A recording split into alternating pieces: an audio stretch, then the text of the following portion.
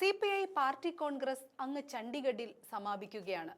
ചില നിർണായക തീരുമാനങ്ങൾ പാർട്ടി തലത്തിൽ കൈക്കൊണ്ടിരിക്കുകയാണ്. നിലവിൽ CPIയെ സംബന്ധിച്ച് അധികാരത്തിന്റെ ഭാഗമായി നിൽക്കുന്നത് കേരളത്തിൽ മാത്രമാണ്. ഇവിടെ LDF സർക്കാരിന്റെ ഭാഗമാണ് പാർട്ടി. കഴിഞ്ഞ സർക്കാരിലും CPIയുടെ ഭാഗമായിരുന്നു. 2026 നിയമസഭാ തെരഞ്ഞെടുപ്പ് നടക്കാനിരിക്കെ 2 ടേം എന്ന വ്യവസ്ഥ ശക്തമായി തന്നെ നടപ്പിലാക്കുമെന്ന് CPI ഇപ്പോൾ അറിയിച്ചിരിക്കുകയാണ്. മുഖ്യമന്ത്രി പിണറായി വിജയൻ അടക്കമുള്ള നേതാക്കളെ പരിഗണിച്ച് CPM 2 ടേം കർശനമാക്കേണ്ട എന്ന നിലപാടാണ് സ്വീകരിച്ചത്. ആ മാതൃക ഇപ്പോൾ പിന്തുടരേണ്ട എന്ന തീരുമാനം CPI നടപ്പിലാക്കുമെന്ന് അറിയിച്ചതോടെ ചർച്ചകൾ സജീവമായി. നിലവിൽ മന്ത്രിമാരായി ഇരിക്കുന്ന പല CPI നേതാക്കന്മാർക്കും ഇക്കുറി അവസരം ലഭിക്കില്ലെന്ന് ഉറപ്പായിരിക്കുകയാണ്. മന്ത്രിസ്ഥാനത്ത് നിന്ന് നേതാക്കന്മാർ പടിയിറങ്ങുമ്പോൾ അധികാര തുടർച്ചയുണ്ടായാൽ പുതുമുഖങ്ങൾ മന്ത്രിമാരാകും എന്നുറപ്പിക്കാം. അതേസമയം കഴിഞ്ഞ നിയമസഭാ തിരഞ്ഞെടുപ്പിൽ ചില ഇളവുകൾ CPI ചില നേതാക്കന്മാർക്ക് നൽകിയിരുന്നു. മുൻ മന്ത്രി E. ചന്ദ്രശേഖരൻ അടക്കമുള്ള നേതാക്കന്മാർ ടേം വ്യവസ്ഥയ്ക്കപ്പുറം നിന്ന് മത്സരിച്ച് ജയിച്ച് വീണ്ടും MLA മാരായവരാണ്. അതിൽ നിന്ന് മാറി ഇക്കുറി കർശനമാക്കുമെന്ന ഉറപ്പ് തന്നെയാണ് CPI സംസ്ഥാന സെക്രട്ടറി ബിനോയ് വിശ്വം നൽകുന്നത്. കഴിഞ്ഞ തവണ ഇളവ് നൽകിയത് പ്രത്യേക സാഹചര്യത്തിലാണ്.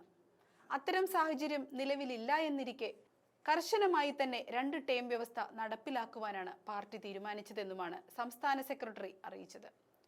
മുൻപ് പാർട്ടി എടുക്കുന്ന തീരുമാനം 100% നടപ്പിലാക്കണമെന്നാണ് ലഭിച്ചിരിക്കുന്ന നിർദ്ദേശമെന്നും നേതൃത്വം അറിയിച്ചു. നിലവിൽ 17 MLA-മാരാണ് CPIക്ക് ഉള്ളത്. അടുത്തിടെ പീരുമേട് MLA വാഴൂർ സോമൻ അന്തരിച്ചിരുന്നു. അങ്ങനെ നോക്കുമ്പോൾ MLA-മാരുടെ എണ്ണം 16-ൽ എത്തി നിൽക്കുകയാണ്. ഈ 16-ൽ 10 പേരും 2 അതിലധികമോ തവണ MLA-മാരായവരാണ്.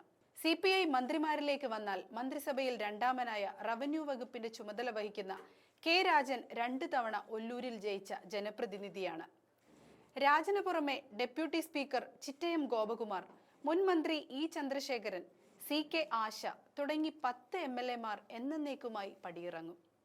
CPIക്ക് 4 മന്ത്രിസ്ഥാനമാണ് ഉള്ളത്. K. രാജന് മാത്രമാണ് മത്സരിക്കാൻ അവസരം ലഭിക്കാതെ പോകുന്നത്.